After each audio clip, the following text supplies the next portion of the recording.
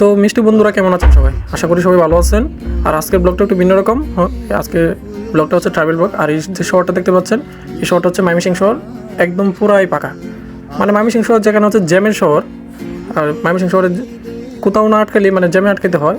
এখানে দেখা যায় একদম পুরাই পাকা, রাস্তাটা একদম ক্লিয়ার ছিল, অস্থির লাগতেছিল, অসাধারণ লাগতেছিল। আর এই মুহূর্তে আমি এখন আছি গাঙ্গিনাপাড় ট্রাফিক মোড়। ওই ট্রাফিক মোড় পার হয়ে আমি ব্রিজে যাইতেছিলাম, মানে একদম অস্থির লাগতেছিল। সকাল সকাল কোনো সময় এইভাবে বাইর হয়নি। আমি নেত্রকোনার উদ্দেশ্যে রওনা দিছি। আর আবহাওয়ার কথা কী বললাম, আবহাওয়াটা এত সুন্দর ছিল যা আমাকে মুগ্ধ করছে একদম। এভাবে সকাল সকাল বাইরে নেই কখনো। আর ঘুম থেকেই উঠি 10টা বাজে যায়, একদম অলস হয়ে যেতেছি, দিন দিন অলস হয়ে যেতেছি। তো আমি আইসা পড়ছি বিআরটিসি বাসের সামনে, এটা ব্রিজ মোড় থেকে একদম থেকে বাস একদম পুরো খালি। মানে সকাল সকাল তো খুব সকাল মানে বাসা খুব খালি, মানে একটা সিটও ফিল আপ নাই। উপরে উঠে দেখলাম কিছু লোক আছে।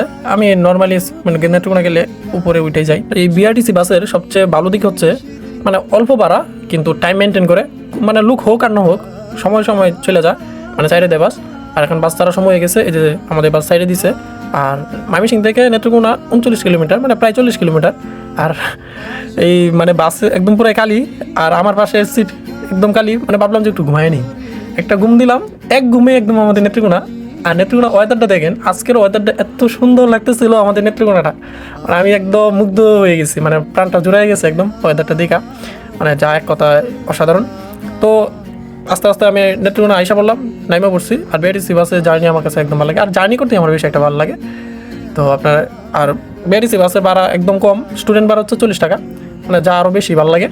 মানে ভাড়া কম দিয়ে আসি তো অস্থির লাগে। আর আজকের নেত্রকোনা ওয়েদারটা অসাধারণ লাগতেছে। আর কি বলবো, আমাদের নেত্রকোনাটা এমনিতে সুন্দর, অনেক সুন্দর।